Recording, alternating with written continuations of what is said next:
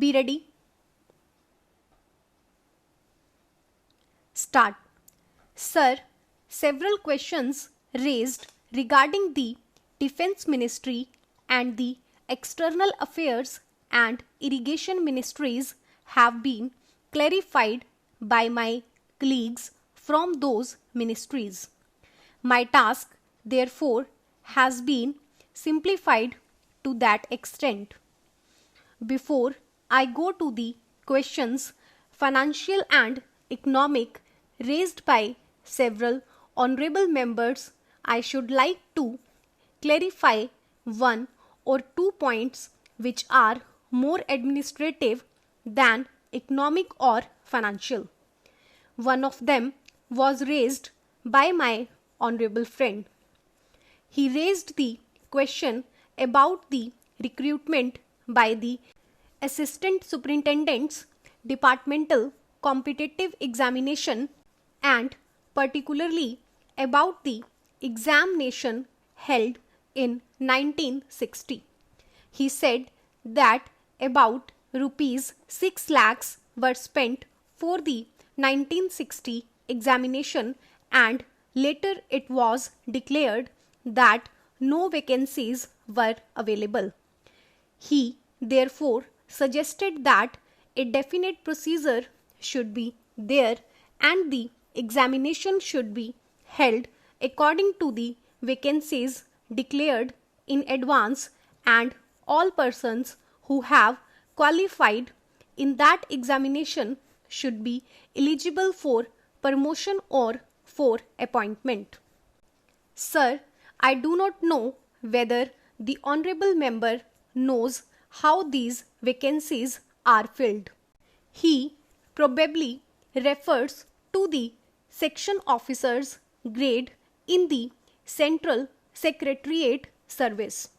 This is filled 50% by direct recruitment and 25% by departmental competitive examination open to the assistants, that is the next lower grade, and the rest 25% by promotion of the assistants on the basis of seniority subject to fitness. The examination, therefore, that he was referring to was a departmental competitive examination for filling 25% of the vacancies. It takes about 1 year for the Union Public Service Commission to declare the results of the examination from the time they take up the question of the examination. It is not, therefore, possible to declare the number of vacancies to be filled in from the very beginning. To declare them just when the results are out is more realistic, and that is what is done. Sir, if the examination is treated as qualifying examination, the number of persons who will thus become eligible for appointment will be quite unrelated to the number of vacancies to be filled in, and then the very situation which the honorable member wishes to avoid would arise. It would not then be possible to hold any of the examinations at regular intervals, and promotions against this quota would become very fitful. The honorable member also suggested that the rules for recruitment and promotion etc. should be uniform for all ministers, whether participating in the Central Secretariat Service scheme or not. It must be, and this is so except for the Ministry of External Affairs and the Railways. These have different rules, but these rules are very much similar and there is not much difference. But because these persons are recruited for different purposes and by different agencies, they are separate. Therefore, his purpose in saying that there should be uniformity is almost carried out. The only difference is that the Ministry of Home Affairs does not control the services in these two ministries. Then, sir, questions were raised about backward areas and the backward states and also about the city of Calcutta.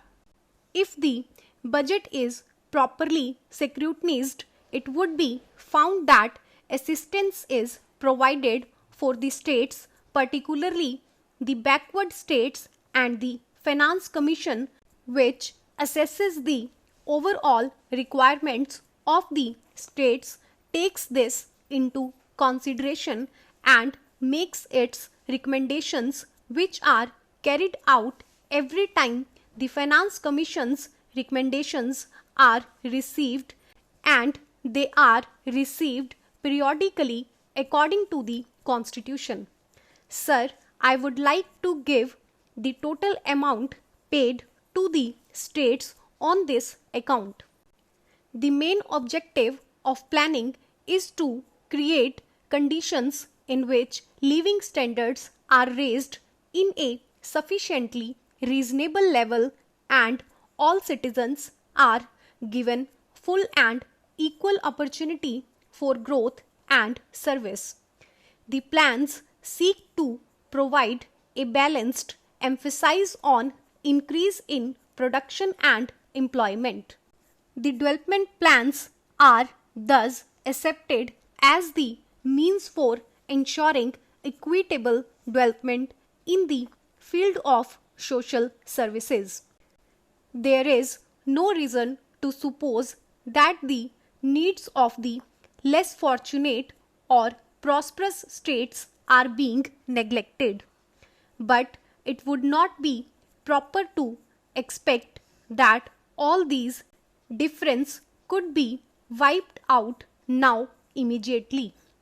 It must be seen whether we are going towards that very end or not. We are deliberately going towards that end, and we hope and trust that in course of time these inequalities would be wiped out, if not completely wiped out. At any rate, they would be lessened. My honorable friend complained about inadequate provision included in the plan for meeting the growing requirements of the city of Calcutta, where even the basic services like water supply, sewage disposal, and drainage were not being augmented, and that the central government was not enthusiastic about solving these difficulties.